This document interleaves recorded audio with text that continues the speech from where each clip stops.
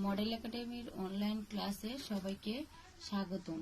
সুপ্রিয় শিক্ষার্থীরা, তোমরা কেমন আছো? নিশ্চয়ই ভালো আছো, সুস্থ আছো এবং নিরাপদে আছো। আমি পপি রানী মণ্ডল, সহকারী শিক্ষক, মডেল একাডেমি মিরপুর 1, 1216, ঢাকা। আজ আমি তোমাদের অষ্টম শ্রেণীর হিন্দু ধর্ম ও নৈতিক শিক্ষা বইয়ের 4র্থ অধ্যায় নিয়ে আলোচনা করব। আজকের পাঠের শিরোনাম নিত্যকর্ম ও যোগাসন। আজকের শিখন ফল।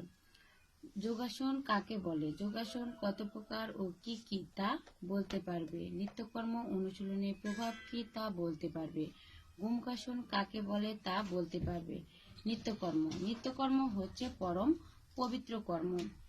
নিত্যকর্ম অনুশীলনের ফলে যোগ, তপ, সাধনা, আনন্দ, স্ফূর্তি এবং জাগতিক ও পারমার্থিক কাজকর্ম সবই ভালো লাগে। তাই বলা হয়েছে শরীর হচ্ছে ধর্মকর্মের মূল আধার, এবং সংস্কৃত ভাষায় বলা হয়েছে শরীরম আধ্যয়নং খলু ধর্ম সাধনম। এরপরে আমি তোমাদের যোগাসন কাকে বলে তা নিয়ে আলোচনা করব এবং যোগাসন কত প্রকার ও কি কি। যোগাসন শরীরকে নিরোগ ও মনকে শান্ত রাখার জন্য যে আসন অনুশীলন করা হয় তাই যোগাসন। যোগাসন বহু প্রকারের হলেও এই অধ্যায়ে আমি 3 প্রকারের আসন নিয়ে আলোচনা করব। যথা দেখো, প্রথমে গোমুখাসন, তারপরে হচ্ছে ভুজঙ্গাসন এবং পরেরটা হচ্ছে গোমুখাসন। গোমুখাসন। এখন আমি তোমাদের নিত্যকর্ম অনুশীলনের প্রভাব সম্পর্কে আলোচনা করব। নিত্যকর্ম হচ্ছে পরম পবিত্র কর্ম, সেটা তোমাদের আগেই বলেছি।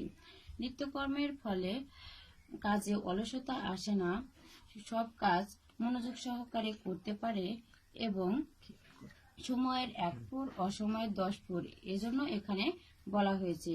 অর্থাৎ সময় মতো কোনো কাজ না করলে অসময়ে তা বেড়ে যায় এবং ঝামেলা হয়।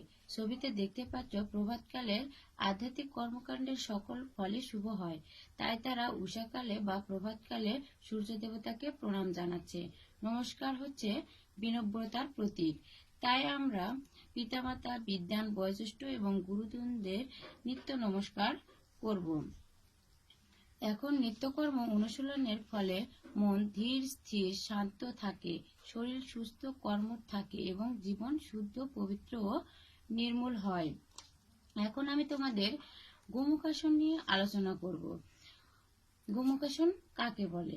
গোমুখাসন হচ্ছে এই আসন অবস্থানকালে আসন অভ্যাসকারীর পায়ের অবস্থান গরুর মুখের মতো হয়, তাই এই আসনের নাম হয়েছে গোমুখাসন। এই আসনের অনুশীলন পদ্ধতি হচ্ছে 2 পা সামনের দিকে লম্বা করে সোজা হয়ে বসতে হবে। তারপর ডান পা হাঁটু ভেঙে পায়ের উপর দিয়ে ডান পায়ের গোড়ালি পর্যন্ত স্পর্শ করাতে হবে। বাম পা হাঁটু ভেঙে ডান পায়ের গোড়ালি এবং নিতম্ব পর্যন্ত স্পর্শ করতে হবে এবং ডান হাত বাম হাতের উপর দিয়ে বড়শির মতো করে আঙ্গুলগুলো চেপে ধরতে হবে।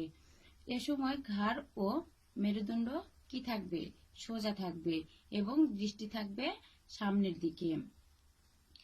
এভাবে এই আসন 4 বার অধ্যয়ন করতে হয়, তাহলে আমরা এই আসন থেকে অনেক সুফল বা প্রভাব পাবো।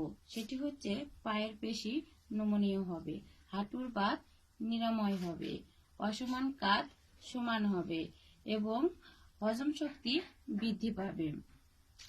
তো আজ এ পর্যন্তই, দেখা হবে আবার পরের ক্লাসে। সবাইকে ধন্যবাদ।